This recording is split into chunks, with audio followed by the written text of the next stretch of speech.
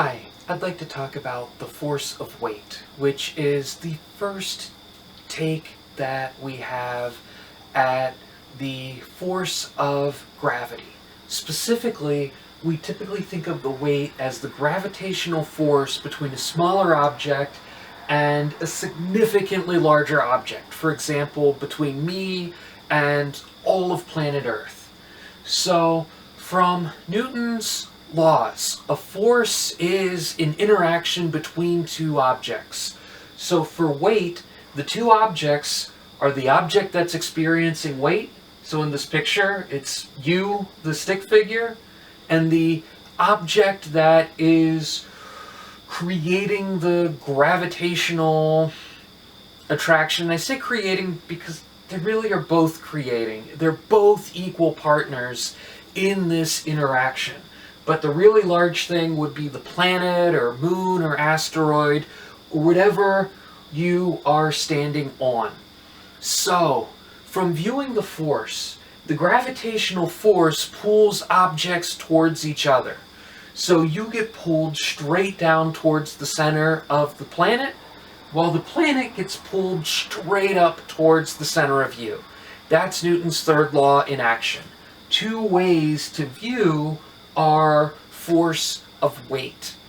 Now, to calculate it, we typically say that from the perspective of a person on a planet, the weight vector, and we often use a lowercase w with a vector harpoon as a symbol, is equal to minus the inertial mass times the strength of Earth's gravity g, or the strength of whatever the object is, not just Earth, gravity g, in the j hat direction. So minus j hat is what we typically say for straight down. And a lot of people like to call g the free fall acceleration rather than the strength of the planet's gravity or the strength of the planet's gravity field, because if weight is the only force acting on an object, well, our force diagram on this object would just say, oh, force of gravity pulling us down.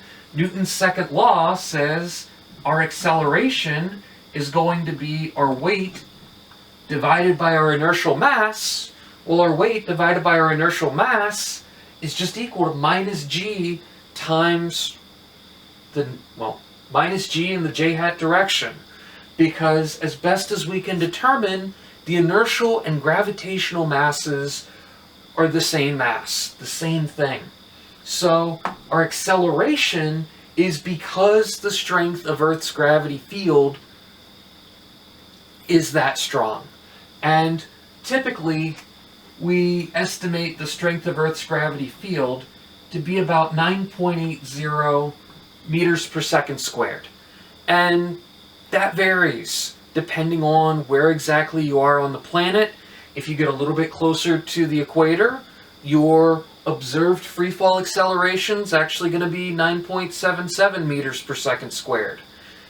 If you go up to the North Pole, your observed free fall acceleration would be closer to 9.83 meters per second squared. But most of Earth's population tends to be around 20 to 50 degrees of latitude from the equator down through about negative 20 degrees of latitude. So 9.8 is a nice sort of simple value to use. And to get into more precision, we need to talk about some other effects like rotational motion and the true way of looking at the force of gravity. And we'll come back to that when we talk about Newton's formulation of the gravitational force, and later we could come back to that again when we talk about Einstein's formulation of general relativity. But for the sake of this introductory class, until we get into those later chapters, weight is pretty much a constant. It's directed straight down towards the center of the large object that you're near. And for Earth, that strength of gravity has a value of 9.8 meters per second squared. In general, though, we could use this reasoning to describe any force of gravity, not just a weight, if we say our force of gravity is our gravitational mass times the strength of the local gravity field. And this formulation becomes a little bit useful when we start talking about electricity and magnetism. Because the neat thing about electricity, magnetism, and gravity is these are invisible forces that act at a distance. They're always there, they're always interacting, they're always present. So we can use gravity as a way of thinking about what will happen with charges when we get into talking about these tiny objects that are incredibly difficult to visualize. So we'll come back to this framework in Physics 2. Thanks for watching.